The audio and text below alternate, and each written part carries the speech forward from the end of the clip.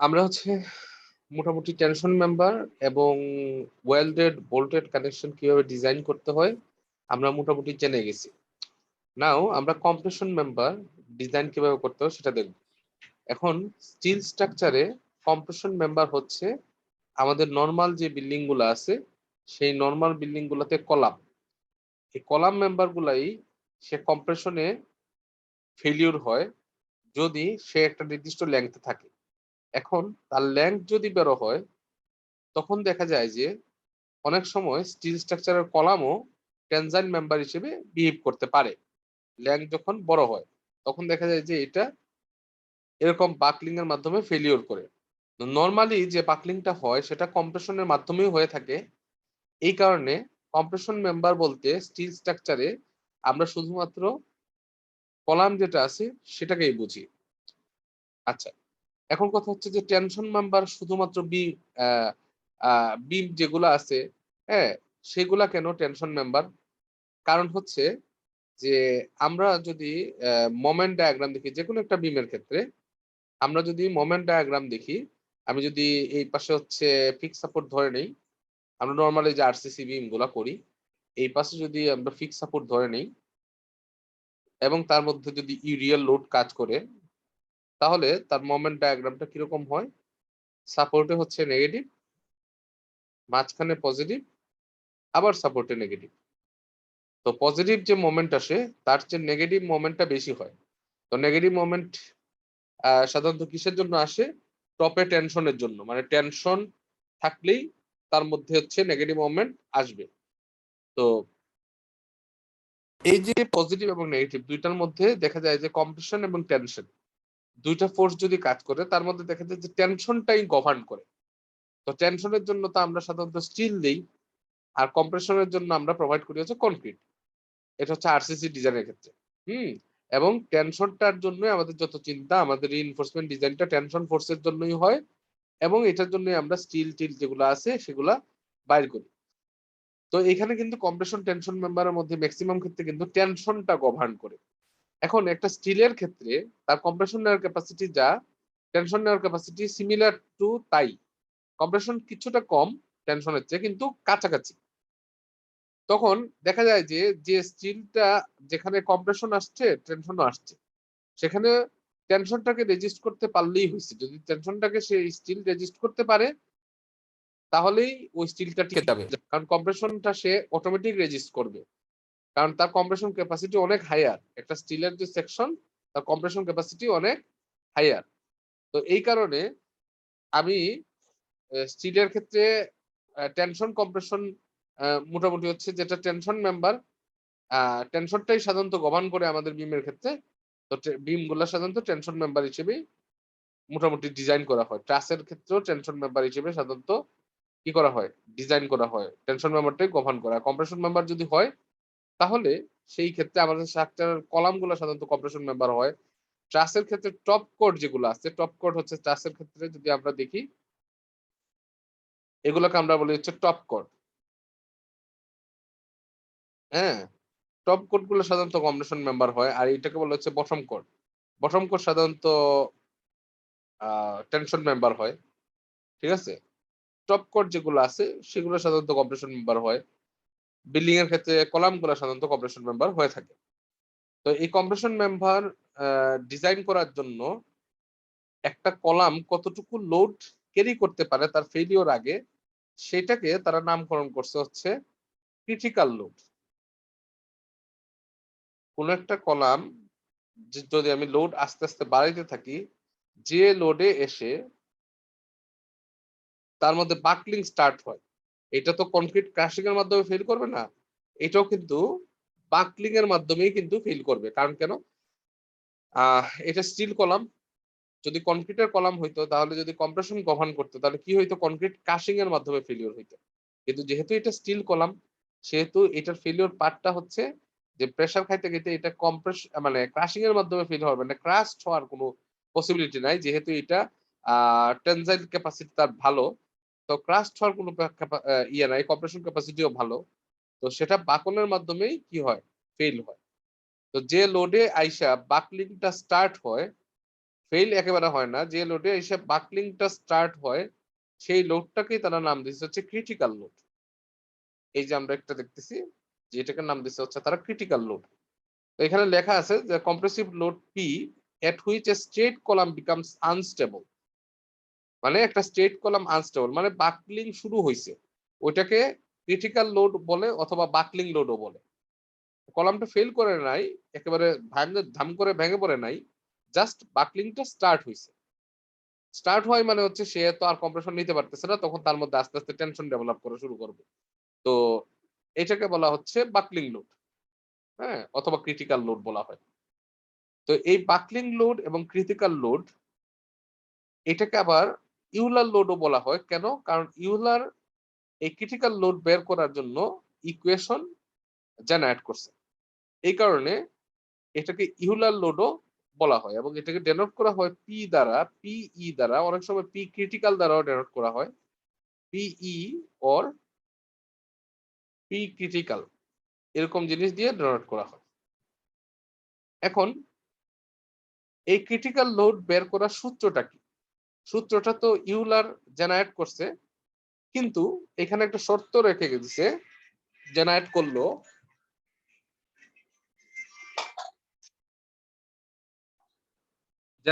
একটা শর্ত রেখে দিছে।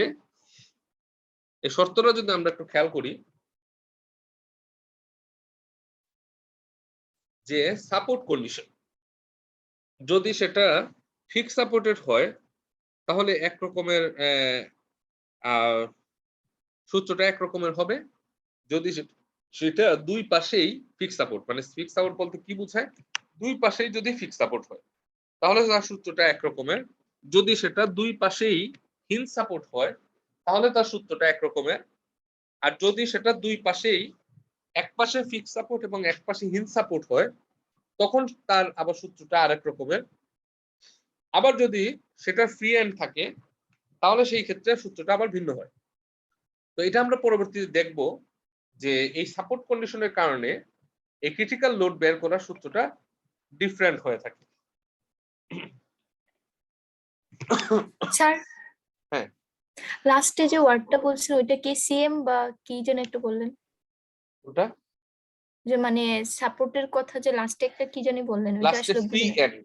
ফ্রি এন্ড মানে এক পাশে সাপোর্ট আছে, অপর পাশে সাপোর্ট নেই, ঠিক আছে, অপর পাশে ফ্রি এন্ড। আমি বুঝাতে ক্যান্টিলিভার পারছি? স্যার? ক্যান্টিলিভার জি কলাম স্যার। যেগুলো হয় তখন সেই ক্ষেত্রে আর একটু ভিন্ন রকমের হয়।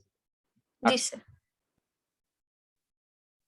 এখন এই ক্রিটিক্যাল লোড বলছে যে ফর পিন এন্ডেড কলাম, যদি পিন এন্ডেড কলাম হয় তাহলে সেই ক্ষেত্রে তার ক্রিটিক্যাল লোড বের করার জন্য এখানে ইউলার একটা ইকুয়েশন ডেভেলপ করছে। যদিও এই ইকুয়েশন গুলা আমাদের তেমন কোনো কাজে লাগে না, আমরা জাস্ট খালি ইউলার কি বের করছে সেটা আমরা দেখি। ইউলার বের করছে যে এই ক্রিটিক্যাল লোড বের করার সূত্র হচ্ছে pi square E I divided by L square. এই টার্মগুলোর সাথে আমরা পরিচিত। ই হচ্ছে modulus of elasticity of steel, I হচ্ছে ওই সেকশনের মোমেন্ট অফ ইনার্শিয়া, এল হচ্ছে তার ইফেক্টিভ লেংথ, ঠিক আছে, এর হচ্ছে তার ইফেক্টিভ লেংথ। এটা সে বের করছে। এটাকেই ওই যে তার নাম অনুসারে বলতেছে, এই ক্রিটিক্যাল লোডটাকে তার নাম অনুসারে ইউলার লোড বলে। Euler load after the name of Euler. তো লোড যদি জানি আমরা স্ট্রেস বাইর করতে পারবো। আমরা জানি stress equal to force by area. Critical load যদি জানি ক্রিটিক্যাল স্ট্রেসও বাইর করতে পারবো। কিভাবে? ফোর্স ডিভাইডেড বাই এরিয়া করে আমরা বের করতে পারবো। ফোর্স হচ্ছে ক্রিটিক্যাল লোড, এটা পি ডিভাইডেড বাই এ করে বাইর করতে পারবো। পি এর মান আমরা জানি pi square EI by L square, এটা বসাই দেই তাহলে এই ইকুয়েশন পাবো। এইটাকে আর একটু সিম্পলিফাই করছে তারা।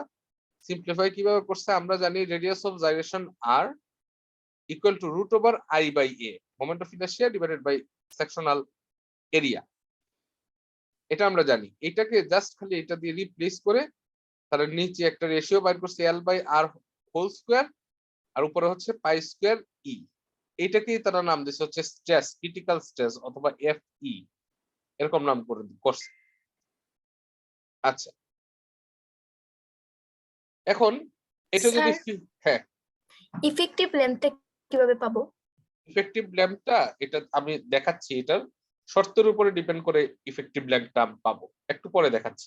জি আচ্ছা স্যার। আচ্ছা, critical load for fixed standard column, একইভাবে যেরকম এটা বলছে পিন এন্ডেড, মানে দুই পাশে যদি হিঞ্জ সাপোর্ট থাকে, কলামের দুই পাশে যদি হিঞ্জ সাপোর্ট থাকে, তাহলে সেই ক্ষেত্রে ক্রিটিক্যাল লোড কিভাবে একভাবে বের করে, একইভাবে যদি দুই পাশে ফিক্স সাপোর্ট থাকে, মানে এই পাশে ফিক্স এই পাশে ফিক্স, তখন তার ইফেক্টিভ লেন্থ কিন্তু কমে যায়, মানে একটু সোজা হয়ে নামে, নামার পরে তারপরে বাঁকা শুরু হয়। আবার এখানেও গিয়েও একটু সোজা হয়ে নামে, কারণ হচ্ছে ফিক্সের কারণে সে ওই জায়গাটুকুতে বাকলিং হয় না, বাকলিং না হয়ে একটু দূর থেকে বাকলিংটা শুরু হয়। তো এই কারণে তার ইফেক্টিভ লেন্থ কি হয়ে যায়, কমে যায়। মানে টোটাল লেন্থ বলতে আমি বুঝি এইখান থেকে এইখান পর্যন্ত যে দূরত্ব, সেটা হচ্ছে টোটাল লেন্থ। কিন্তু বাঁকে কতটুকু, বাঁকে শুধুমাত্র এইখান থেকে এইখান পর্যন্ত দূরত্ব, এই জায়গাটাকেই বলা হচ্ছে ইফেক্টিভ লেন্থ। আমি কি বুঝতে পারছি? জি স্যার। আচ্ছা, এটা হিঞ্জ সাপোর্ট হইলে টোটাল লেন্থ এবং ইফেক্টিভ লেন্থ তার কাছাকাছি হয়, ফিক্স সাপোর্ট হইলে প্রায় অর্ধেকের দিকে হয়, মানে টোটাল লেন্থ যা, ইফেক্টিভ লেন্থ তার অর্ধেক হয়ে থাকে। এটা আমরা যদি দেখি, সেই ইকুয়েশন ডেভেলপ করছে ওই যে পাই স্কোয়ার ইআই এল স্কোয়ার ছিল, তাই না? এখন কি হয়ে গেছে 0.5 এল স্কোয়ার, মানে কি ইফেক্টিভ লেন্থটা কত, তার অর্ধেক, যেহেতু দুই পাশে ফিক্স সাপোর্ট। আমি কি বুঝাইতে পারছি? জি স্যার। 0.5 হয়ে গেছে না? তো সেম সূত্রই pi square EI by L স্কোয়ারই ছিল। ওটা ছিল কখন, যখন দুই পাশে হিঞ্জ সাপোর্ট ছিল, এই পাশে হিঞ্জ সাপোর্ট, আবার এই পাশেও হিঞ্জ সাপোর্ট, তখন কিন্তু বাঁকাটা শুরু হইতো একেবারে একেবারে গোড়া থেকেই, যার কারণে তার যে টোটাল লেন্থ, তার ইফেক্টিভ লেন্থ একই, টোটাল লেন্থ এবং ইফেক্টিভ লেন্থ একই ছিল, মানে মান ছিল 1। আর এইখানে যখন ফিক্স সাপোর্ট হয়ে গেল, তখন এই ফিক্সের কারণে সে ওই জায়গা থেকে বাঁকা শুরু করবে না, একটু দূরত্ব অতিক্রম করে তারপরে সে বাঁকা শুরু করবে, এরকম। ঠিক আছে? তো এই জায়গা থেকে এই জায়গা পর্যন্ত তার ইফেক্টিভ লেন্থ কমে হয়ে গেছে টোটাল লেন্থের অর্ধেক, মানে 0.5। এই কারণে সূত্রটা হয়েছে 0.5 দিয়ে। একইভাবে যদি one end fix other end hinge হয়, তাহলে এটা হয়ে যায় 0.7। এটা মনে রাখতে হবে। যদি one end fix other end free, মানে ক্যান্টিলিভার, ওই যে বললাম one end fix other end free, that means cantilever column যদি হয়, তাহলে এইটা হয়ে যায় 2।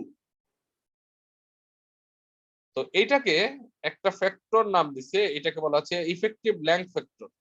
এই যে 1, প্রথমটা ছিল হিঞ্জ, হিঞ্জের জন্য 1, ফিক্সের জন্য 0.5, ফিক্স হিঞ্জের জন্য 0.7, আর যদি ফিক্স এবং এক মাথা ফ্রি থাকে তাহলে 2। এরকম ফিক্স এক মাথা ফ্রি, তাহলে হচ্ছে 2। এটা, তো এটাকেই বলা হচ্ছে ইফেক্টিভ লেংথ ফ্যাক্টর। এটাকে নাম দিয়েছে তারা কে, কি নাম দিয়েছে, কে। বলছে হিঞ্জ সাপোর্টের জন্য কে এর মান 1, ফিক্স সাপোর্টের জন্য কে এর মান 0.5, ফিক্সড হিঞ্জ সাপোর্টের জন্য 0.7, ফিক্সড ফ্রি সাপোর্টের জন্য 2.0। তাহলে আলটিমেটলি যে ইউলার লোড, এই ইউলার লোড বের করার সূত্রটা কিন্তু এইটা, pi square EI by L square, এর সাথে একটা কে যুক্ত হবে, এই কেটাকেই বলা হচ্ছে ইফেক্টিভ লেংথ ফ্যাক্টর। এখন যদি ফিক্স সাপোর্ট থাকে তাহলে কে এর মান 1 বসাবা, যদি হিঞ্জ সাপোর্ট থাকে, যদি ফিক্স সাপোর্ট থাকে কে এর মান বসাবা 0.5, যদি ফিক্সড হিঞ্জ সাপোর্ট থাকে কে এর মান 0.7, আর যদি ফিক্সড ফ্রি থাকে কে এর মান হচ্ছে 2। তো এইভাবে আমরা কোনো একটা লোডের, মানে কোনো একটা কলামের কতটুকু কম্প্রেশন নিতে পারে, এটা লোড ক্যারিং ক্যাপাসিটি এই সূত্র দিয়ে বের করতে পারি। মানে এটাই তো ক্রিটিক্যাল লোড, এরপরে তো বাকলিং শুরু হয়, মানে কি এটাই সর্বোচ্চ লোড, এটাই সর্বোচ্চ লোড, এই লোডটুকুই আসলে সে ক্যারি করতে পারে। আমি কি বুঝাইতে পারছি? জি স্যার। স্যার এইখানে যে সাইডে একটা ছোট্ট একটা ফিগার ছিল স্যার, এটাকে একটু দেখাই দিবেন? কোনটা? যে ক্যান্টিলিভারের পাশে যে ফিগারটা ছোট, এই ফিগারটা। এটা নিচেরটা স্যার, উপরটা বুঝছি। উপরেরটা তো ওই যে হিঞ্জ সাপোর্ট, এক জি পাশে স্যার, হিঞ্জ এটা সাপোর্ট, বুঝছি স্যার, এর আর নিচের এটা ফিগারটা। ক্যান্টিলিভার। হ্যাঁ, এই যে ক্যান্টিলিভার হচ্ছে এক পাশে ফিক্স সাপোর্ট, অপর পাশটা ফ্রি। আমরা যদি কোনো মনুমেন্ট করি তাহলে এরকম হয় না ঘটনাটা? মনুমেন্টের কলাম যেগুলা, এগুলো জি স্যার। এরকম হয়। মনে করো শহীদ মিনার করতেছো, তাহলে এই শহীদ মিনারের এই মাথায় একটা লোড আসলো, ঠিক আছে, আর জি এটা স্যার। হচ্ছে আমার কলাম। তখন সেই ক্ষেত্রে কি ঘটনাটা ঘটবে, সেই ক্ষেত্রে কিন্তু এই ধরনের লোড কাজ করবে, তখন এক পাশটা ফ্রি আর এক পাশটা ফ্রি, বুঝা গেছে? জি স্যার। এরকম সেইটার ক্ষেত্রে এরকম হয়, তখন সেই ক্ষেত্রে আমরা হচ্ছে টু ইউজ করবো। মানে স্যার ওইখানে যে মানে দুইবার এল লিখছেন এই জিনিসটা বুঝতেছি না, মানে যে উপরে একবার এল লিখছেন তারপর নিচে আবার এল দিয়ে দুইটা লেন্থ বুঝাইছেন, কোন দুইটা লেন্থ এটা বুঝতেছি না। না না, আমি বুঝি নাই। স্যার ওই ফিগারের মধ্যে মধ্যে যে দুইটা লেন্থ দেয়া, মানে এল এল দুইটা দেয়া, তো স্যার তো এই দুইটা এল অ্যাকচুয়ালি কি মিন করতেছে? দুইটা এল মিল করতেছে যে এটা যখন ক্যান্টিলিভার হয়, এটাকে ব্যালেন্স করার জন্য এই পাশেও এতটুকু লেন্থের দরকার আছে।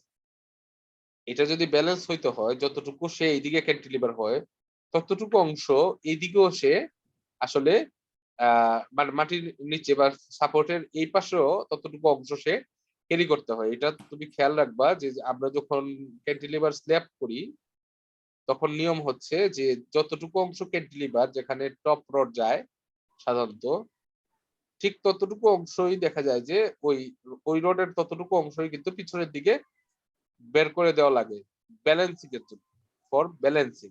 আমি কি বুঝতে পারছি? জি স্যার। আচ্ছা, তো সিমিলার এই লেংথের কলামের জন্য তারা বলতেছে যে এটাকে ব্যালেন্স যদি করতে হয়, তাহলে আরেকটা লেংথের কলাম, সিমিলার অ্যামাউন্ট অফ লেংথের কলাম তার দরকার আছে অপর পাশে। তো এই কারণে এল এল টু এল চলে আসছে তার ইফেক্টিভ লেংথ। আমি কি বুঝাইতে পারছি? জি স্যার। ওকে, দেন আমরা আহ, এটাকে ওই যে স্ট্রেসের ক্ষেত্রে কি হবে, স্ট্রেসের ক্ষেত্রে এফ ক্রিটিক্যাল, আমরা তো আগেই বলছি ফোর্সকে এরিয়া দিয়ে ভাগ করলে critical pi pi square E divided by L by R square. এটা যাই হোক, এগুলো আমার দেখার দরকার নাই, আমরা চলে যাই এখানে।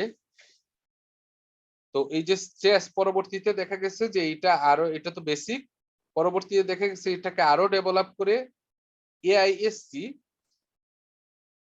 এবং এরিয়া, দুটো ভিন্ন অর্গানাইজেশন, দুইটা কলাম ডিজাইনের জন্য ভিন্ন ক্রাইটেরিয়া এবং দুইটা ভিন্ন ক্রাইটেরিয়া দিচ্ছে। এই ক্রাইটেরিয়া অনুসারে আমাদেরকে কি করতে হবে, কলাম ডিজাইন গুলা করতে হবে।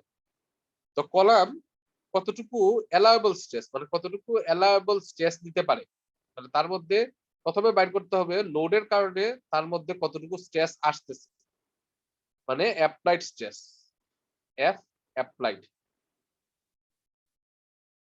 একবার সহজ কলাম ডিজাইন। আর দেখতে হবে সে কতটুকু ওই সেকশন, এরপরে একটা সেকশন চুজ করতে হবে। মনে করলাম এই যে এফ W1038 এরকম একটা সেকশন চুজ করলাম, তাহলে এইটা কতটুকু স্ট্রেস নিতে পারে, মানে এই সেকশনটার এফ অ্যালাউয়েবল বাইর করবে। এবং এফ অ্যালাউয়েবল সবসময় এফ অ্যাপ্লাইড এর চেয়ে কি হইতে হবে, বেশি হইতে হবে। এফ অ্যালাউয়েবল এফ অ্যাপ্লাইড এর চেয়ে বেশি হইতে হবে, যদি বেশি হয় তাহলে কলাম ওকে, আর যদি বেশি না হয় তাহলে সেই ক্ষেত্রে কলামের সেকশন চেঞ্জ করতে হবে। আমি কি বুঝতে পারছি স্টেপটা? প্রথমে অ্যাপ্লাইড স্ট্রেস বাইর করতে হবে যেটা লোডের কারণে আসতেছে, ওটার সাপেক্ষে একটা সেকশন চুজ করতে হবে, এই সেকশনের আবার অ্যালাউয়েবল স্ট্রেস বাইর করতে হবে, দেখতে হবে অ্যালাউয়েবল স্ট্রেস অ্যাপ্লাইড স্ট্রেস থেকে বেশি কিনা, যদি বেশি থাকে তাহলে ওকে আছে, যদি বেশি না থাকে তাহলে কলাম সেকশন চেঞ্জ করতে হবে। আচ্ছা, তো এটার জন্য ওই যে বললাম যে এআইএসসি এবং এরিয়া এই দুইটা দুইটা ভিন্ন ফর্মুলা দিছে, এআইএসসি এবং এরিয়া দুইটা দুইটা ভিন্ন ফর্মুলা তারা দিয়েছে। তারা বলতেছে যে এটাকে বলতেছে যে স্ট্যান্ডার্ডনেস রেশিও এল বাই আর, আমরা তো জানি এল বাই আর, তো জানি যেহেতু এটা কলাম তাই এর সাথে একটা কে, মানে সাপোর্ট কন্ডিশন কি, সাপোর্ট কন্ডিশন কি হিঞ্জ হিঞ্জ নাকি ফিক্স ফিক্স নাকি হিঞ্জ ফিক্স নাকি ফিক্স ফ্রি এন্ড, এই কারণে এখানে আরেকটা ফ্যাক্টর যুক্ত করছে কে। এটা দিয়ে অ্যাকচুয়ালি বাইর করে হচ্ছে স্ল্যান্ডারনেস রেশিও। যদি স্ল্যান্ডারনেস রেশিও আমার সিসি বলে একটা ইয়ে আছে, কম্পোনেন্ট আছে, আর ক্রিটিক্যাল লোডের জন্য কোফিশিয়েন্ট যেটা, সেটাকে আমরা বলতেছি হচ্ছে সিসি। হ্যাঁ, এই সিসি বের করার জন্য একটা ইকুয়েশন আছে এখানে আমরা দেখতে পাচ্ছি, C C equal to pi root over 2e divided by F Y. সবগুলোই অ্যাকচুয়ালি সেকশনাল প্রপার্টি। ই হচ্ছে modulus of elasticity of the material, F Y হচ্ছে ইয়েল স্ট্রেস। এটা দিয়ে আমি সিসি বের করতে পারি এবং আমি কেএল বাই আর রেশিও বের করতে পারি। এল হচ্ছে ইফেক্টিভ লেন্থ, কে হচ্ছে ওইটা, এল হচ্ছে টোটাল লেন্থ, কে হচ্ছে তার স্টিফনেস ফ্যাক্টর, আর হচ্ছে রেডিয়াস অফ রাইয়েশন। এটা বের করতে পারি এবং সিসি বের করতে পারি এবং দুইটার মধ্যে কম্পেয়ার করব যে কেএল বাই আর কি সিসির চেয়ে ছোট না বড়। যদি ছোট হয় তাহলে অ্যালাউয়েবল স্ট্রেস বের করার এই দুইটা সূত্র, এটার মধ্যে যেটা মিনিমাম হবে, ঠিক আছে, সরি এইটা সূত্র, এই সূত্র প্রথম সূত্রটা। আর যদি সিসিআর মান হচ্ছে কেএল বাই আর বড় হয় তাহলে দ্বিতীয় সূত্র। এটা পরীক্ষায় গিভেন থাকবে। ওকে, চিন্তার কিছু নাই, এটা পরীক্ষায় আমি দিয়ে দিব। তোমার খালি স্টেপ মনে রাখলেই হবে যে আমাকে কি চেক করতে হবে, আমার সিসির মানটা বের করতে হবে এবং কেএল বাই আর এর সাথে এটা চেক করতে হবে, তাহলে অ্যালাউয়েবল স্ট্রেস বাইর করতে পারবো। যদি কেএল বাই আর সিসির চেয়ে ছোট হয় তাহলে এই সূত্রটা ইউজ করব, আর কেএল বাই আর যদি সিসির চেয়ে বড় হয় ওই সূত্রটা ইউজ করব। একইভাবে আমরা যদি এরিয়া মেথড ইউজ করি, যদিও আমি এটা দিব না সাধারণত, হ্যাঁ, তারপরে এটা দেখে রাখতে হবে। এরিয়া মেথড যদি ইউজ করি তাহলে এখানে শর্ত হচ্ছে কেএল বাই আর এর মান এই দুইটার মাঝখানে যদি থাকে, এই দুইটার মান, এটা তো জিরোই, এটার মান বের করতে হবে। বের করে দেখতে হবে আমার কেএল বাই আর যদি এই দুইটার মাঝখানে থাকে তাহলে এই সূত্র দিয়ে বের করব, কেএল বাই আর যদি এই দুইটা শর্তের মাঝখানে থাকে তাহলে এই সূত্র দিয়ে বের করব, আর কেএল বাই আর যদি এটার চেয়ে বড় হয় তাহলে এই সূত্র দিয়ে বের করব। চেক করে করে দেখতে হবে। তো এইভাবে আমি এরিয়া ফর্মুলা মেথডে আমি অ্যালাউয়েবল স্ট্রেস বের করতে পারি। এটা অঙ্ক করলে দেন ক্লিয়ার হয়ে যাবে। এখানে একটা অঙ্ক স্যার আছে। হ্যাঁ, ওইখানে স্যার একটু পাশে লিখে রয়েছে যে এল বাই আর এর ফ্যাক্টর মানে আরেকটু পড়েছে, জি স্যার, সাথে ফ্যাক্টর অফ সেফটিও বাড়তে থাকে, এই জিনিসটা কি বুঝাইছেন? এল বাই আর হচ্ছে স্ল্যান্ডারনেস স্ল্যান্ডারনেস রেশিও। রেশিও। আচ্ছা, স্ল্যান্ডারনেস রেশিও হচ্ছে যে যদি শর্ট কলাম হয় তাহলে তার স্ল্যান্ডারনেস রেশিও কি হবে? কম হবে। জি স্যার। যদি লং কলাম হয় তাহলে তার স্ল্যান্ডারনেস রেশিও কি হইতে থাকবে? বাড়তে থাকবে, জি স্যার। তাই না? জি তো স্যার। যদি শর্ট কলাম হয় তাহলে ফ্যাক্টর অফ সেফটি, আমরা যে এলআরএফডি মেথডে ফ্যাক্টর অফ সেফটি ইউজ করি না, জি স্যার। কিছু সেফটি ফ্যাক্টর দিয়ে গুণ করি, গুণ করে আমরা অ্যালাউয়েবল স্ট্রেসটা কমাই ফেলি। জি তো স্যার, এটা কম থাকে, 0.75। হ্যাঁ এটা কম থাকে যদি এল বাই আর রেশিও কম হয়, আবার এল বাই আর রেশিও যত বাড়তে থাকে ওই ফ্যাক্টর অফ সেফটিটাও তত বাড়তে থাকে। আমি কি বুঝাইতে পারছি? জি স্যার, এটা কি মানে স্যার মানে ক্যালকুলেশন করে এই ফ্যাক্টর অফ সেফটিটা বের করা লাগে নাকি না, মানে ভ্যালুটা দেয়া থাকে? ভ্যালুটা দেয়া থাকবে। জি স্যার। এখানে বলছে যে ডিজাইন এ W10 সেকশন, মানে এখানে একবার ডিরেক্ট স্পেসিফিক করে বলে দিছে W10, অন্য কোনো সেকশনের দিকে ডাব্লিউ মানে হচ্ছে আই সেকশন আর কি, হোয়াইট ফ্লেজ আই সেকশন। এটা ট্যান, যেটা ট্যান দিয়ে বোঝা হচ্ছে তার ডেপথ, তার ডেপথ হচ্ছে 10 ইঞ্চ। এই সেকশনের মধ্যে এখন তার থিকনেসের ভিন্নর কারণে এটার নাম হইতে পারে W1020, W1030। 30 দিয়ে বোঝায় যে তার ওয়েট আর লিনিয়ার ফিটে যত ওয়েট বাড়বে তার থিকনেস তত বাড়বে আর কি। এখন আমার W11 সেকশনে যাওয়ার দরকার নেই, এখানে স্পেসিফিক করে জাস্ট বলে দিছে W10 এর যতগুলো ভ্যারাইটি আছে শুধুমাত্র আমার কাজ ততটুকু নিয়ে, এটা খেয়াল রাখতে হবে। তো এখানে বলছে যে এসডি মেথডে design a W10 section of building column 15 feet long, মানে এটা লেন্থ বলে দেওয়া আছে 15 feet, to support a dead load of 50 kip and live load of 200 kip. Dead load বলছে 50 কিপ, এই কলামটার মধ্যে কাজ করতেছে।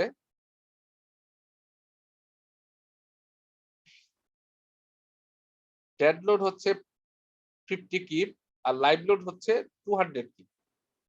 বলছে যে এটা সাপোর্ট কন্ডিশন তুমি ধরে নেওয়ার জন্য ওয়ান মানে কি হিঞ্জ সাপোর্ট, এই পাশেও হিঞ্জ এই পাশেও হিঞ্জ। এখন এই কলাম, যে কোনো একটা কলাম যখন লোড অ্যাপ্লাই হয় আইদার সে এক্স এক্সিস এর দিকে বাঁকতে পারে, আবার সে ওয়াই এক্সিস এর দিকেও বাঁকতে পারে, এটা খেয়াল রাখতে হবে।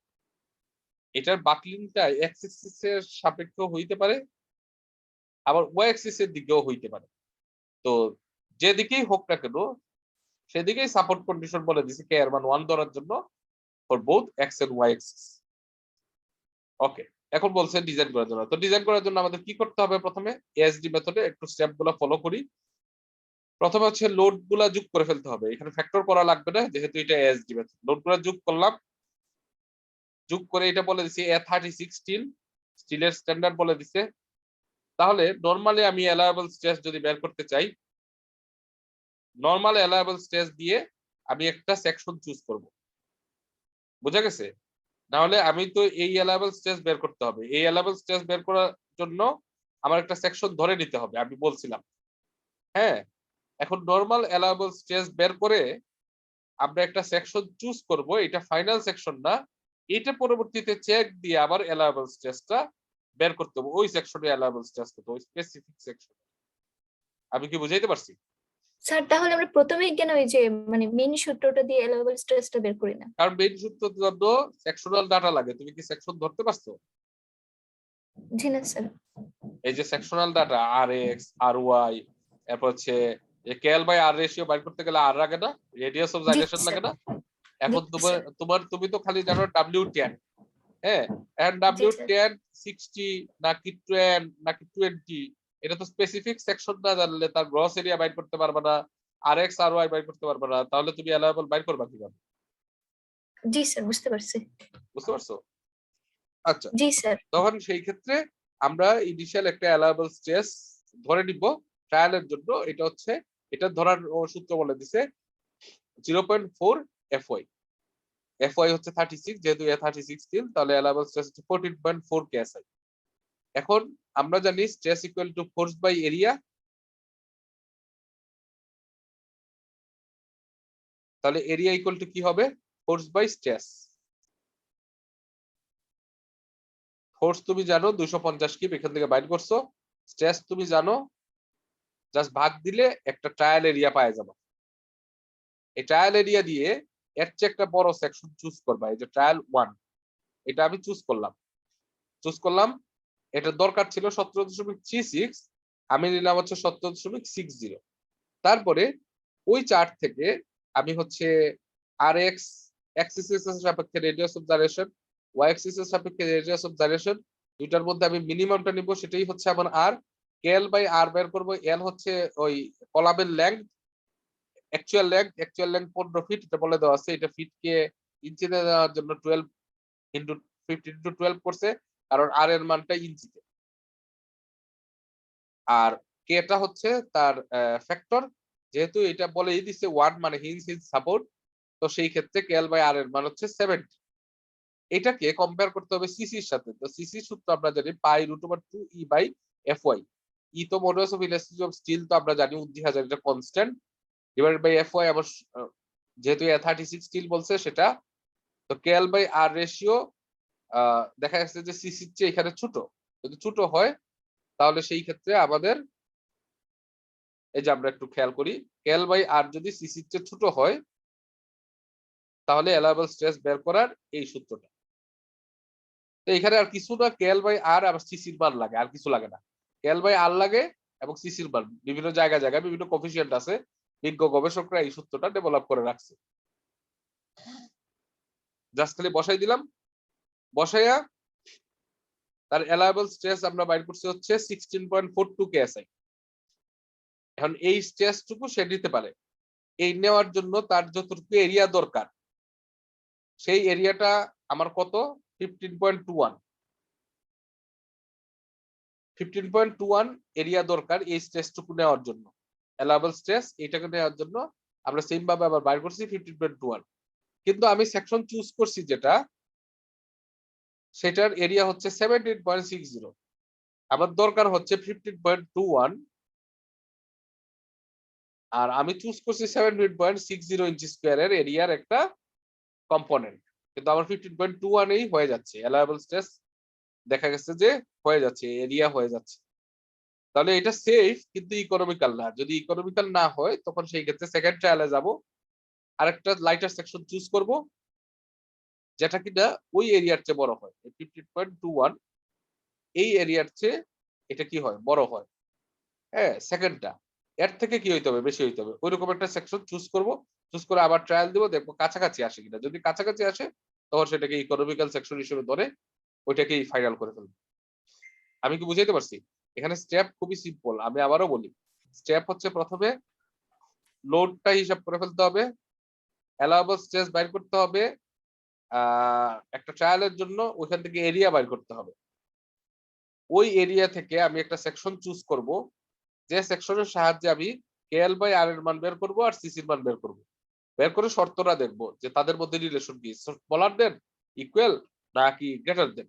তো সূত্র অনুযায়ী অ্যালাউয়েবল স্ট্রেস বাইর করব, এবং যেভাবে অ্যালাউয়েবল স্ট্রেস থেকে এরিয়া বের করা যায়, একইভাবে এই অ্যালাউয়েবল যতটুকু স্ট্রেস আসছে ওইটার জন্য কতটুকু এরিয়া দরকার আমার, অ্যাকচুয়াল অ্যালাউয়েবল স্ট্রেস বাইর করব, এটার জন্য কতটুকু এরিয়া দরকার।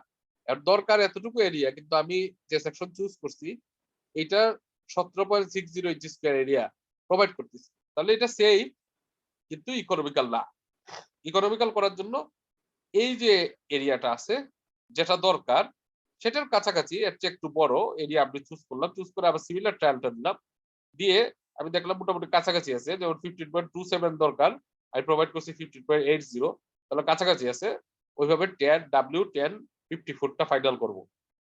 আমি কি বুঝাইতে পারছি না বুঝাইতে পারি নাই? স্যার মানে একটু কনফিউশন লাগতেছে, মানে কেন? এই প্রসিডিউরটা বুঝছি। এখানে যে স্যার প্রথমে হচ্ছে আমরা ধরে নিছি একটা, ধরে অ্যাজাম্পশন করে হচ্ছে আমরা এফ এর ভ্যালুটা বের করছি। হুম হুম হুম। তো স্যার মানে তখন তো ভ্যালুটা আসছে 17.36, তার হ্যাঁ, পরবর্তীতে যখন আসলো স্যার মানে 15.21, তো স্যার এইটার সাথে তো লোডের কোনো রিলেশন নাই। তো আমরা কেন কোনটার মানে সাথে? পরবর্তী ওই যে এই যে লোড প্রথম যে আছে, answer- এই যে লোড আছে, কোন জায়গায় স্যার? এই যে লোড 250, জি স্যার খেয়াল করছি স্যার, ঠিক আছে এটা স্যার, বুঝছি আচ্ছা, স্যার। লোড ছাড়া কেমনে হবে? সেম অঙ্কটাই এলআরএফডি মেথডে করার জন্য এলআরএফডি তে, আর এলআরএফডি তে এই যে এলায়েবল যে স্ট্রেসটা আছে এটা বের করার একটু ভিন্ন সূত্র আছে, মানে সূত্রগুলা ভিন্ন। এলআইএফডি মেথডের সূত্রগুলা ভিন্ন। এই সূত্রগুলা কি, এটা পিছনে একবারে পিছনে দেওয়া আছে, এটা পরবর্তীতে যাব না, জাস্ট খালি আমি তোমাকে দেখাই। এখানে এলআইএফডি মেথডের ক্ষেত্রে প্রথমে কি করতে হবে,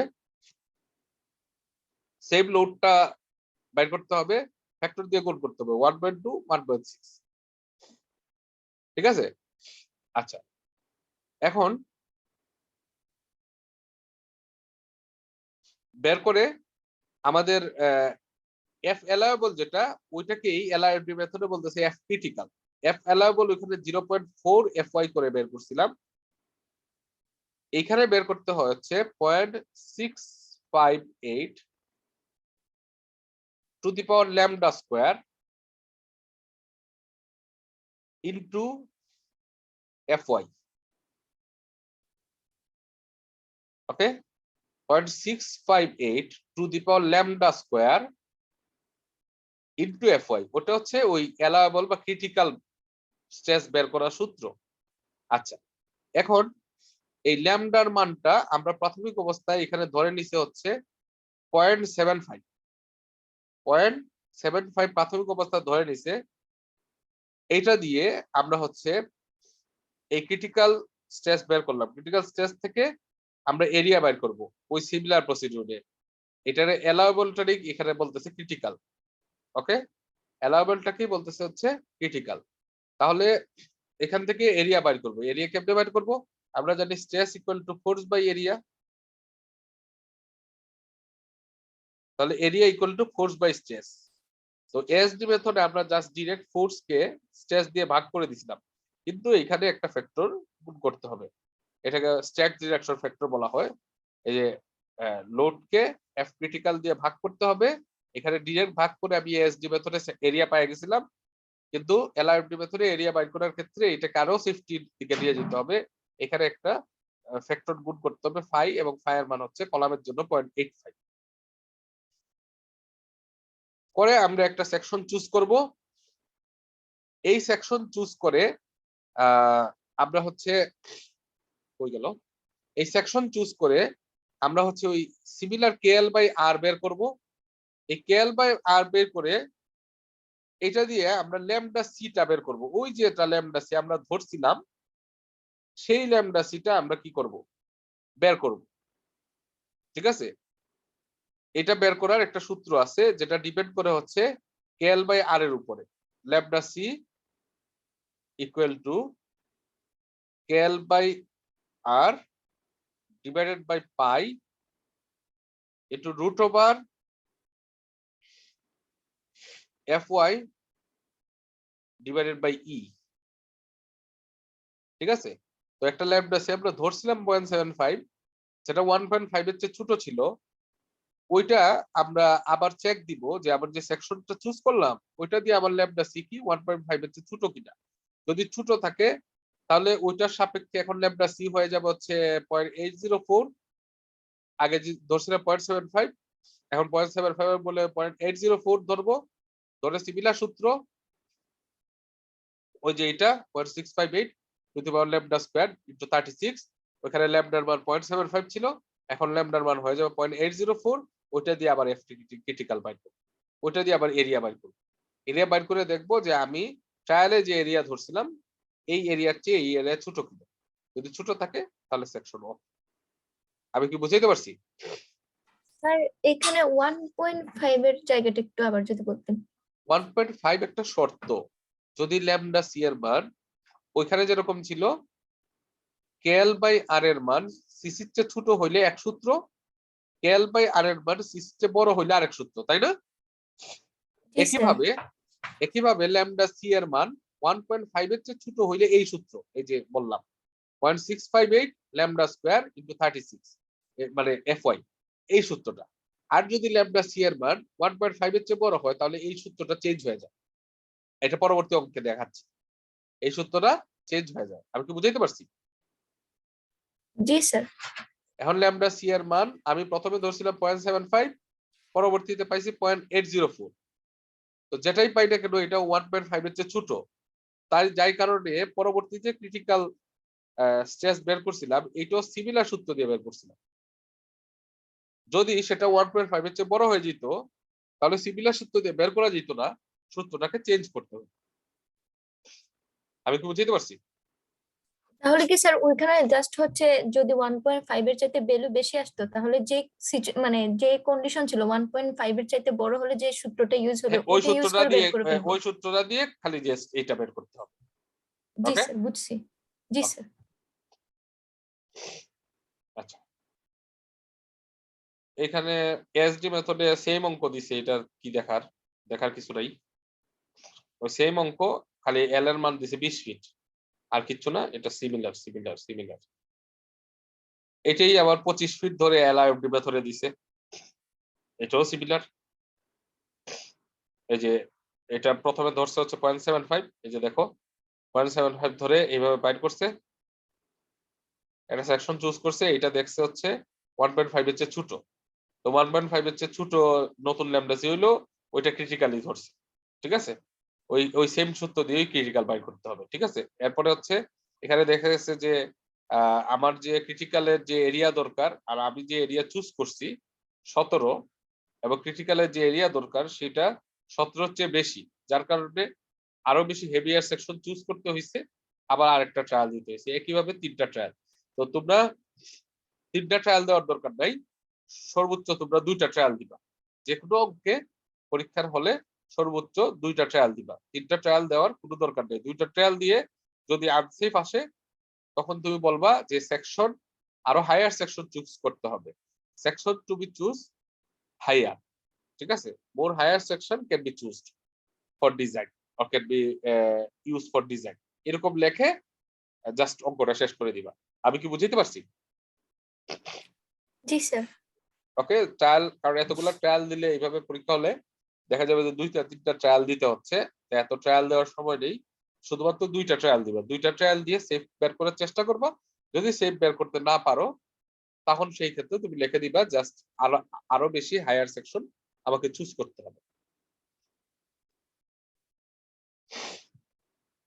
এখানে এক্সাম্পল 3.5 যেটা আছে এটাতে দেখো, এটাতে কিছু না, এখানে KL বাই R রেশিও এত সময় ছিল সিসির চেয়ে ছোট, এখানে সিসির চেয়ে বড় হয়ে গেছে। বড় হয়ে যাওয়ার কারণে অ্যালাউয়েবল স্ট্রেস বের করার আলাদা একটা সূত্র ব্যবহার করছে, ওই যে সূত্রটা নিচের যে সূত্রটা ছিল ওইটা ইউজ করছে। এটা তো বললাম, এই যে এইটা 12 pi square E divided by 23 K L by R whole square. এই সূত্রটা ইউজ করলেই হবে, অথবা এই সূত্র, দুইটার মধ্যে এক যে করে একটা। তো এটা প্রথমটা ইউজ করলেই হবে, ঠিক আছে। তো এখানে দেখা গেছে যে 3.4 3.5 এ কেএল বাই আর রেশিও সিসির চেয়ে বড় হয়ে গেছে, তখন এই সূত্রটা জাস্ট ইউজ করছে, আর কিছু।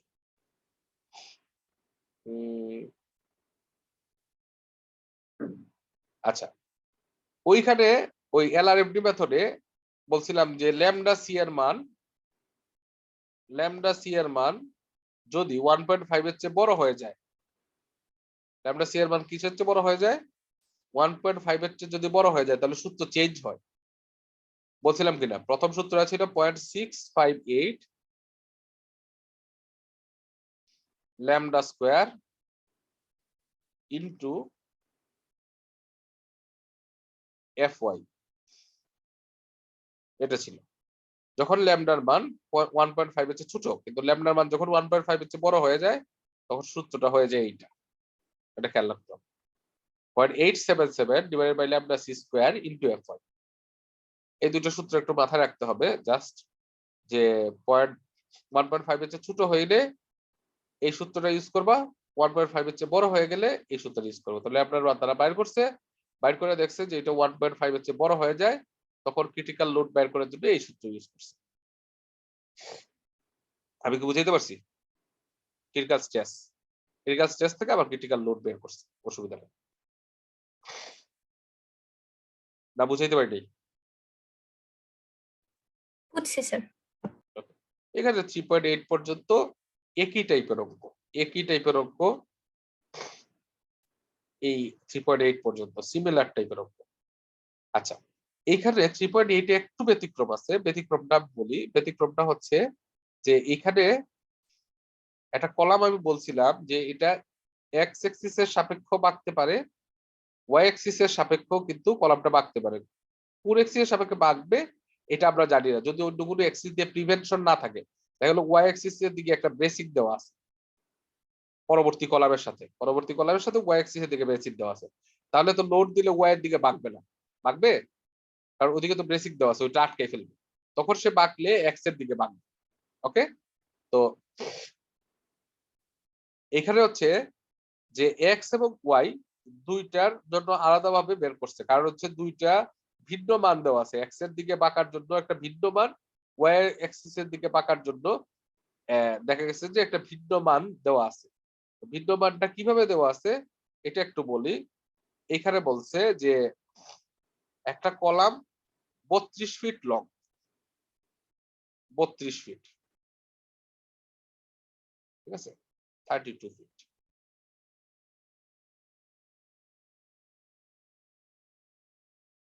Assume that it is pin supported. Pin supported মানে এই পাশে পিন কানেক্টেড, এই পাশে pin connected, and that an additional support is provided at mid-length to prevent buckling about y-axis.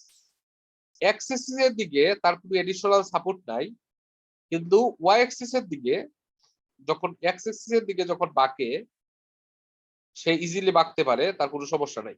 কিন্তু y-axis এর দিকে যখন বাঁকতে যায়, মানে y-axis এর দিকে যখন বাঁকতে যায়, তখন বলছে মাঝামাঝি দিকে একটা সাপোর্ট প্রোভাইড করা হয়েছে y-axis। তাহলে সেই ক্ষেত্রে কিন্তু বাঁকবে হচ্ছে উপরের অংশ 16 ফিট আর নিচের অংশ 16 ফিট, আলাদা আলাদা, কারণ হচ্ছে মাঝামাঝি একটা সাপোর্ট প্রোভাইড করা হয়েছে। তো এক্স এক্সিস এর দিকে তার বাকলিং যেরকম, ওয়াই এক্সিস এর দিকে তার বাকলিং সেই হবে না, কারণ এক্সিস এর দিকে তার কোনো সাপোর্ট নাই, এই কারণে টোটাল 32 ফিট লেংথই বাঁকবে।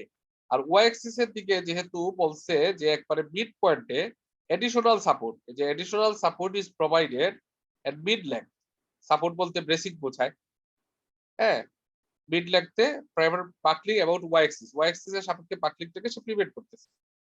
তো সেই ক্ষেত্রে একটু চেঞ্জ হয়, ওই যে বাইর করতে হবে K L X by R x.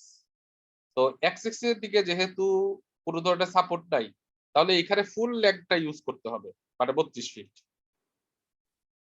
K L Y by R Y, Y axis এর দিকে যেহেতু সাপোর্ট আছে সেহেতু তার বাকলিং লেন্থ হচ্ছে মাত্র 16 ফিট, অর্ধেক অর্ধেক। এখন কেএল বাই আর চুজ করার ক্ষেত্রে কে এল এক্স আর এক্স আর কে এল ওয়াই আর ওয়াই এই দুইটার মধ্যে যেটা ম্যাক্সিমাম ভ্যালু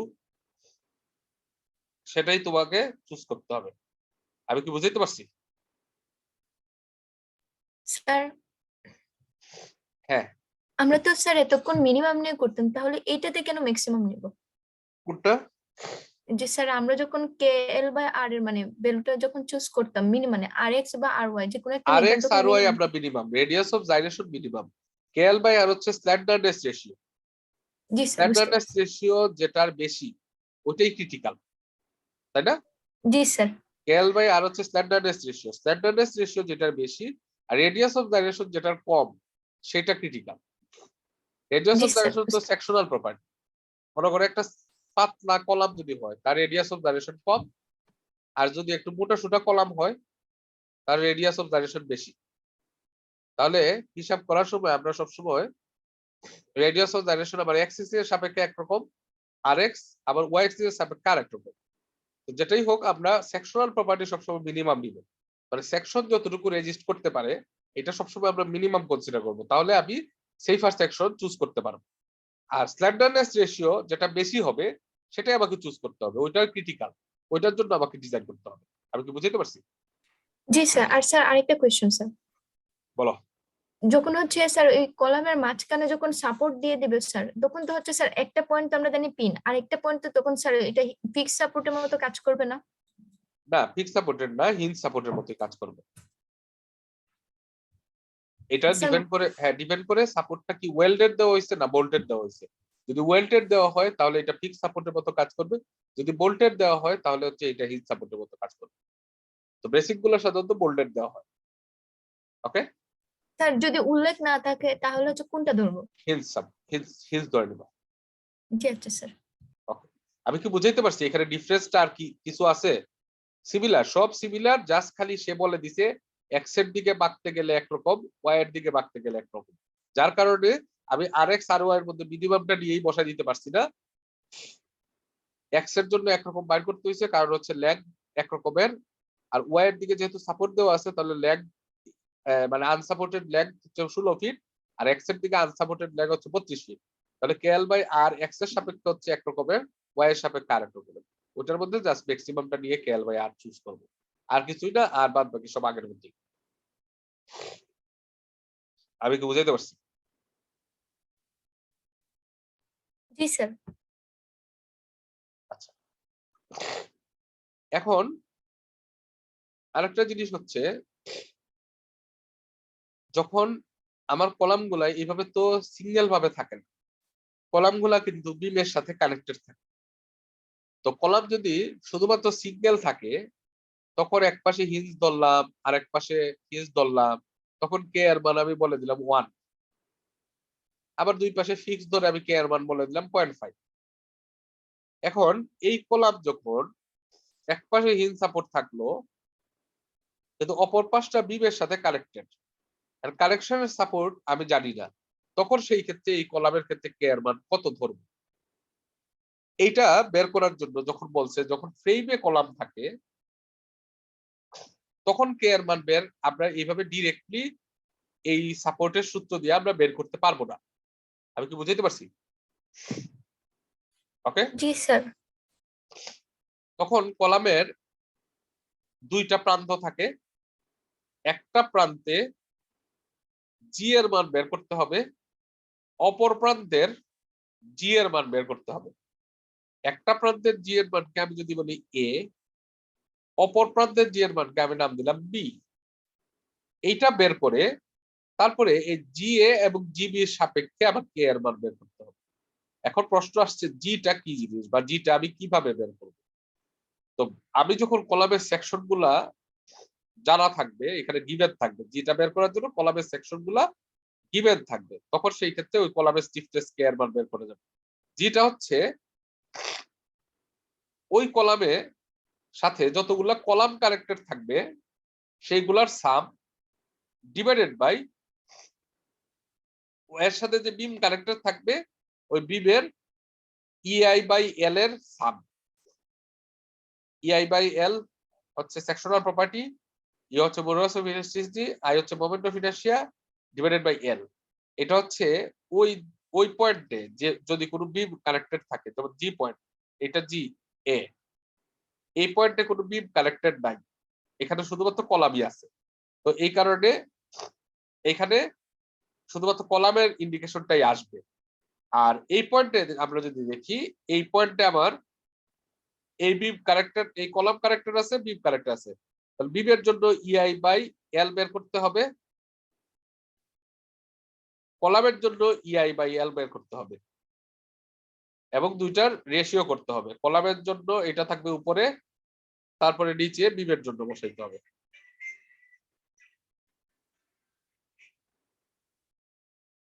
আমি কি বুঝাইতে পারছি? স্যার জিটাকে কি বলে, মানে জি এর নামটা কি? কোনটা?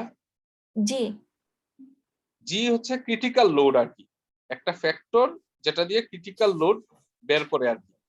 কে যে জিনিস, জি তাই জিনিস। জি স্যার। ঠিক আছে, জি স্যার। ওকে।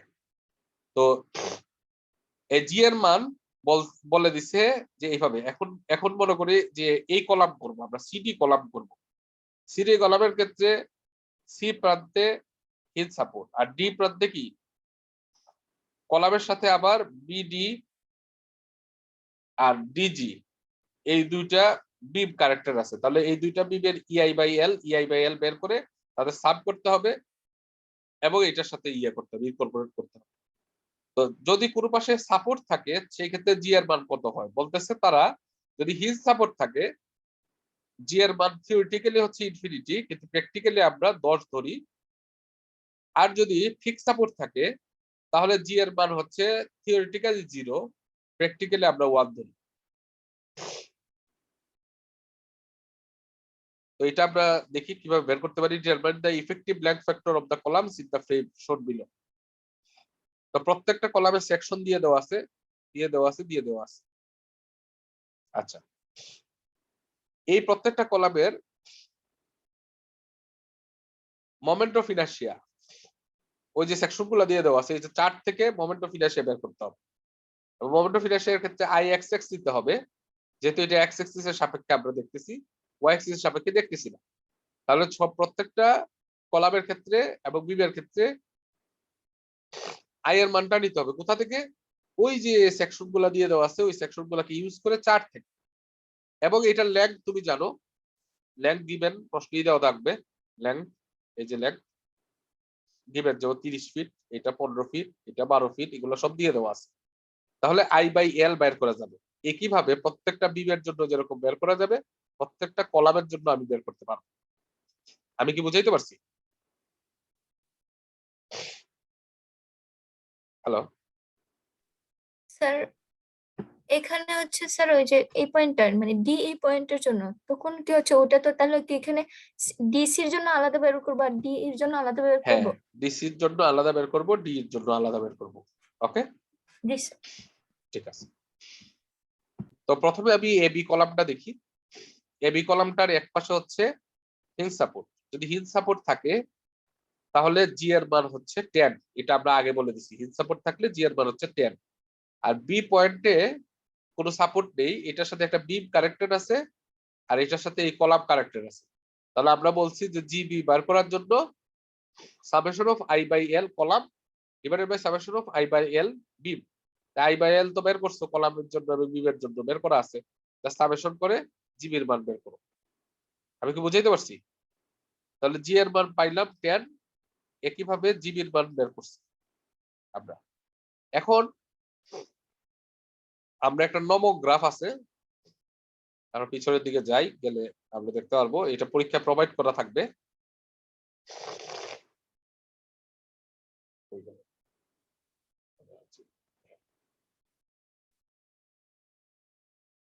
এই যে সূত্রগুলো পরীক্ষা দিয়ে দেওয়া থাকবে, এই যে সবগুলো কলামের জন্য, বিমের জন্য, হ্যাঁ, এলআইএফডি, এএসডি সবগুলা দিয়ে দেওয়া থাকবে। ওকে, এই যে একটা নমোগ্রাফ আছে, এক পাশে হচ্ছে জি এর মান 0 থেকে ইনফিনিটি পর্যন্ত, আর একটা হচ্ছে জিবির মান 0 থেকে ইনফিনিটি পর্যন্ত। এখন জি এর মান পাইলাম 2, জিবির মান পাইলাম 0.4, ওইটা এভাবে যোগ করব, যোগ করে যেখানে যে পয়েন্টটা সেট করবে আনুমানিক ভাবে কে এর মান তথ্য ধরে নিবে। আমি কি বুঝাইতে পারছি? জি স্যার। ওকে, তো একবার সহজ জিনিস, জিএ এবং জিবি বের করব, নমোগ্রাফে বসাই দিব, বসাই দিলে কে এর মান চলে আসবে। তো এটা আবার দুইটা কন্ডিশন আছে, একটা দেখো সাইড সুয়ে প্রিভেন্টেড আর সাইড সুয়ে পারমিটেড, গ্রাফ কিন্তু দুইটা। কি জিনিস এটা আমি একটু বলি, যদি আমরা আমাদের অঙ্কতে চলে যাই তাহলে আমরা বুঝতে পারবো। সাইড সুয়ে প্রিভেন্টেড কি জিনিস আর সাইড সুয়ে পারমিটেড কি জিনিস।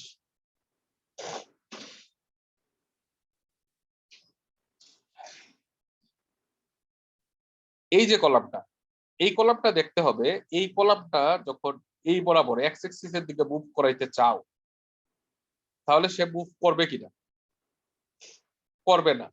কারণ হচ্ছে এই কলামটা যদি মুভ করতে চায়, এইদিকে আরেকটা ফ্রেম আছে, এই ফ্রেম এই বিম দিয়ে কানেক্টেড, এদিকে ধাক্কা দিলে একে কিন্তু সহজে মুভ করাইতে পারবো না, কারণ এটা ফ্রেমের সাথে কানেক্টেড, তার কোনো এর ফ্রি না।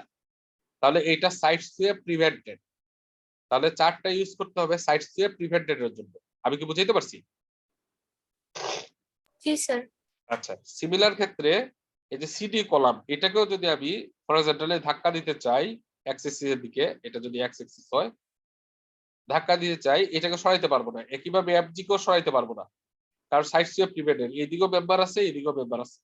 কিন্তু আমি যদি ডিই কলামটা দেখি আর এই জিএইচ কলামটা দেখি, এই দুটোকে যদি ধাক্কা দেয় এই দুটো সরে যাবে না?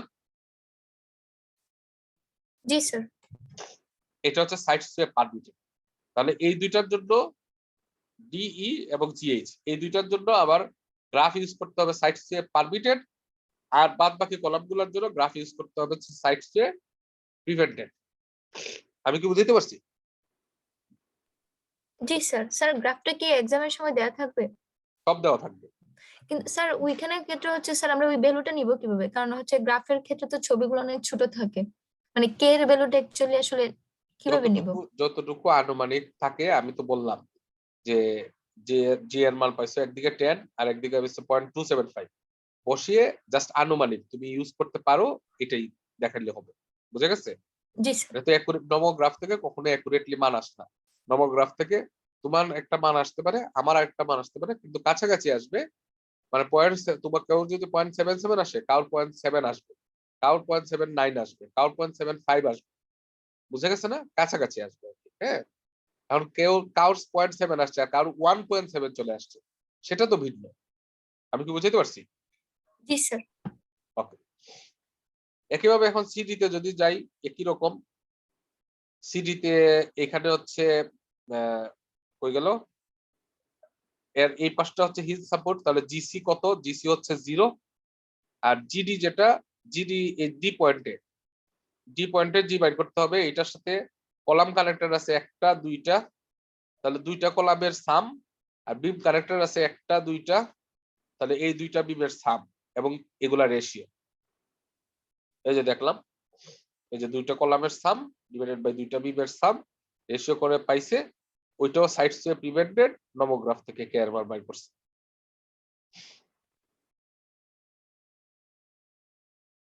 ঠিক আছে? আর সাইড সুয়ে প্রিভেন্টেড যদি হয় ফিক্স সাপোর্টের জন্য জিএফ ইকুয়াল টু 1 ধরে এটা বাইর করছে নমোগ্রাফ ইউজ করে, আবার জিডি জি এগুলার ইউজ করে বের করছে একই রকম। এখন এটা ইম্পর্টেন্ট একটা অঙ্ক, আমরা জাস্ট দেখে ফেলি। এটা কিছু না, এটা জাস্ট খালি কি, এটা হচ্ছে সাইড সুয়ে প্রিভেন্টেড। এই যে এক্স অ্যাক্সিস এর দিকে এরা যদি ধাক্কা দেই, এখানে ব্রেসিং দেওয়া আছে, ব্রেসিং এর কারণে এরা কিন্তু নাড়াইতে পারবো না। যদি ব্রেসিং না থাকতো তাহলে এটা ধাক্কা দিলে কিন্তু এদিকে কিন্তু সে সরে যেত। আমি কি বুঝাইতে পারছি? ব্রেসিং থাকার স্যার। কারণে সে কিন্তু ধাক্কা দিয়ে তারা কিন্তু সরাইতে পারবো না। তাহলে এটা বর্তমানে কিন্তু সাইড সুয়ে প্রিভেন্টেড অবস্থায় আছে। তো here bending is about x axis, buckling about Y axis is prevented. মানে অ্যাবাউট হচ্ছে মানে ওয়াই অ্যাক্সিস এর সাপেক্ষে, ওয়াই অ্যাক্সিস এর সাপেক্ষে যে বাকলিংটা আছে সেটা প্রিভেন্টেড, আর বেন্ডিং শুধুমাত্র এক্স এক্সিস এর সাপেক্ষে হবে, এই কারণে আই এক্স এক্স এই কলামগুলো নিতে হবে এক্স এক্সিস এর সাপেক্ষে যেহেতু। তাহলে এখানে ওই প্রত্যেকটা এই কলামের আই বাই এল এগুলো বাইর করে, জি এ বাইর করে জাস্ট খালি কে এর মানটা বের করতে হবে, আর কিছু না। বের করে আগের মতো অঙ্ক করতে হবে, K L by R X lambda C যেহেতু এল আর মেথড, তারপরে এফ ক্রিটিক্যাল যেহেতু ল্যামডা সি এর মান 1.5 এর চেয়ে ছোট, তাহলে সেই ক্ষেত্রে এফ ক্রিটিক্যালটা বাইর করতে হবে। এফ ক্রিটিক্যাল দিয়ে পি ক্রিটিক্যাল বাইর করা যায়। আর হচ্ছে আমরা জানি stress equal to force by area, force equal to stress into area. ঠিক আছে, এখানে মেইন কথা হচ্ছে এখানে কে এর মানটা আমরা জানি না। জাস্ট এই অঙ্কটাতে ভিডিওটা কি, এই অঙ্কটাতে একটা ফ্রেম দেওয়া আছে, ফ্রেম দেওয়া থাকার কারণে এই যে কোনো একটা কলাম যদি তোমাকে ডিজাইন করতে পারি এ বি অথবা সিডি, এটার কে এর মানটা জানি না, তাহলে সেই ক্ষেত্রে কি করতে হবে, কে এর মানটা আমাকে জাস্ট বের করতে হবে, আর কিছু না। কে এর মান কেমনে বের করবা, ওই সেম জি এ জি বি। ঠিক আছে, জি এ তো হিল সাপোর্ট, এটা তো ট্যাড, এটা আমরা জানি। এখানে হিল সাপোর্ট জিসি এটাও ট্যাড, জাস্ট খালি ডি পয়েন্ট এবং বি পয়েন্টের মানটা বের করতে হবে। এখানে সব দিয়ে দেওয়া আছে, 3টা সেকশন দিয়ে দেওয়া আছে, আর কিচ্ছু না। আর কে এর মান বের করার পরে সিমিলার আগের মতো অঙ্ক। এটা খুব ইম্পর্টেন্ট, পরীক্ষার জন্য খুব ইম্পর্টেন্ট, একটু দেখে রাখবো। 3.10। তো এইভাবে আমাদের কলাম মোটামুটি শেষ। ফ্রেমের মধ্যে কলাম থাকলে স্যার কে কেমনে বাইর করে, কে যদি আমি জেনে থাকি তাহলে কে দিয়ে আবার similar F critical P critical কিভাবে বের করে এটা আমরা দেখছি। হ্যাঁ বলো। স্যার 3.10 মেথডটাতে যদি আবার একটু যাইতেন স্যার, এখানে হচ্ছে এই প্রথম লাইনটা বুঝি নাই একটু, আবার যদি বলতেন আর কি। কোন প্রথম লাইন? যে here bending is about x axis, buckling about Y axis is prevented. Buckling about y-axis. This is x-axis. This is y-axis. এখন বাকলিং বলতে বোঝায় যে এই দিকে যখন মুভমেন্ট করবে, এক্স অ্যাক্সিস এর দিকে যখন মুভমেন্ট করবে, এটা কি ওয়াই অ্যাক্সিস এর সাপেক্ষে বাকলিং না? আমার ফ্রেমটা যখন এক্স অ্যাক্সিস এর দিকে মুভমেন্ট করবে, তাহলে এটা কার অ্যাবাউটে? এটা হচ্ছে দিকে, দিকে হচ্ছে অ্যালং, এক্স অ্যাক্সিস এর অ্যালং এ ডিফ্লেকশন, অ্যাবাউটে কার? ওয়াই অ্যাক্সিস এর অ্যাবাউটে। বুঝা গেছে? তো ওয়াই অ্যাক্সিস Yes, এর sir. অ্যাবাউটে যে বাকলিংটা হবে, এটা তো প্রিভেন্টেড, তাই না? মানে জি স্যার। এক্স অ্যাক্সিস দিকে সে মুভমেন্ট করবে না, এক্স অ্যাক্সিস এর অ্যালগে সে মুভমেন্ট করবে না। That means what? That means y axis এর সাপেক্ষে সে মোমেন্টও দিবে না, মানে বাকলিংও হবে না। আমি কি বুঝাইতে পারছি? জি মানে স্যার। মানে এটা হচ্ছে যে আমরা যে কোনো মোমেন্ট কোনো একটা অ্যাক্সিস এর সাপেক্ষে, এটা এরকম যদি একটা কলাম হয়, this is x Axis, this is Y Axis. এখন অ্যাক্সিস এর সাপেক্ষে বাঁকলে সে এইভাবে বাঁকবে, ঠিক আছে, অ্যাক্সিস এর দিকে। তাহলে বাঁকছে কার সাপেক্ষে? ওয়াই এর সাপেক্ষে। ওয়াই এর সাপেক্ষে সে বাঁকছে। একইভাবে তার মুভমেন্টটা যদি হয় ওয়াই এর দিকে, এটা হচ্ছে এদিকে, এইদিকে সে বাঁকছে, এইদিকে বাঁকছে, এইদিকে বাঁকছে মানে কি এক্স এর দিকে বাঁকছে। তাহলে দিকে বাঁকলে কার সাপেক্ষে বাঁকছে? ওয়াই এর সাপেক্ষে। কি বুঝাইতে পারছি? জি স্যার। ওকে, তো আমরা স্যার এইভাবে এখানে তো তাহলে ওই যে ব্রাসিংটা তো ক্যালকুলেশন আসবে না, যেহেতু এগুলা বিম না কলামের মধ্যে পড়তেছে না। না না না বেসিক কোয়েশ্চেন এইটা দিয়ে খালি সাইড সুইপ প্রিভেন্টেড না পারমিটেড এটা বোঝাচ্ছে, আর কিচ্ছু না। ওকে, জি আমি স্যার। কি বুঝাইতে পারছি? তো এখানে কি করতে হবে? এখানে আর কিছুই করতে হবে না। এখানে হচ্ছে ওই যে কে এর মান বের করা, আগের যে অঙ্কটা ছিল শুধু কে এর মান বের করা পর্যন্তই সীমাবদ্ধ ছিল। এখনের যে অঙ্কটা, এটা ছোট একটা ফ্রেম দিছে, কে এর মান বের করছে, এবং কে এর মানকে আবার ওই যে কে এল বাই আর রেশিও কিভাবে বের করতে হয়, ওটা থেকে কিভাবে ল্যামডা সি বের করতে হয়, ল্যামডা সি এর সাপেক্ষে এফ ক্রিটিক্যাল কিভাবে বের করতে হয়, তারপর লোড ক্রিটিক্যাল কিভাবে বের করতে হয়, কমপ্লিট অঙ্ক। তাহলে আগের যে অঙ্কগুলা করছিলাম, কলামের অঙ্কগুলা, এগুলো সিঙ্গেল কলাম হিসেবে ডিজাইন, এগুলো ফ্রেমের কোনো অংশ ছিল না। এই যে আগের যে কলামগুলো করছিলাম W10, এগুলো সিঙ্গেল কলাম, কিন্তু এটা যদি ফ্রেমের মধ্যে থাকে তাহলে সেটাকে কিভাবে ডিজাইন করতে হবে, তাহলে কে এর মান তো চেঞ্জ হয়ে যাবে, কারণ ফ্রেমের ক্ষেত্রে কে এর মান চেঞ্জ হয়ে যাচ্ছে, হ্যাঁ স্টিফনেস চেঞ্জ হয়ে যাচ্ছে, তো চেঞ্জ হয়ে গেলে এটাকে কিভাবে ডিজাইন করতে হয় এটা আমরা দেখছি। তাহলে কলাম কি মোটামুটি শেষ না বুঝায় নাই? বুঝছি স্যার। এগুলো সূত্র দেওয়া আছে, জাস্ট খালি তোমরা স্টেপ গুলা মনে রাখবা, এগুলো সূত্র আমি এই যে চার্ট আছে পিছনে আমি দেখাই, এই চার্টটা আমি প্রোভাইড করব, এই যে এই চার্টটা, ওকে সাইট সুয়ে প্রিভেন্টেড, সাইট সুয়ে পারমিটেড, এগুলো সব প্রোভাইড করা থাকবে। এলআইএফডি মেথডের কলামের জন্য এসডি মেথডের সূত্রগুলা, কলামের জন্য এলআইএফডি মেথডের সূত্রগুলা, এই যে যদি ল্যামডা সি যদি 1.5 এর চেয়ে ছোট হয় এই সূত্র, ল্যামডা সি যদি 1.5 এর চেয়ে বড় হয় এই সূত্র, এগুলো সব প্রোভাইড করা থাকবে। ল্যামডা সি বাইর করার কি সূত্র এটাও দেওয়া দাও না, ঠিক আছে, এত টেনশন দিও না, ওকে না বুঝতে পারি। বুঝছি খালি স্যার। তোমার সূত্রগুলা কিভাবে ইউজ করতে হবে সেটা জানতে হবে, আর কিছু না। স্টেপ গুলা তোমার জানতে হবে, সূত্রগুলাকে কিভাবে ইউজ করতে হবে সেটা জানতে হবে, সূত্র তোমার সব দিয়ে দেওয়া থাকবে এখানে। এই যে স্টিল চার্ট গুলা, এগুলো স্টিল চার্ট সব দিয়ে দেওয়া থাকবে, এগুলো সব গিভেন থাকবে, তোমার কোনো কিছু মুখস্থ করতে হবে না ছোটখাটো কিছু সূত্র ছাড়া, আর তেমন কিছু মুখস্থ করতে হবে না, যেগুলো এখানে নাই, যেগুলো এখানে নাই শুধুমাত্র সেগুলো তোমার মুখস্থ করতে হবে, আদারওয়াইজ কোনো কিছু জিনিস তোমার মুখস্থ করতে হবে না।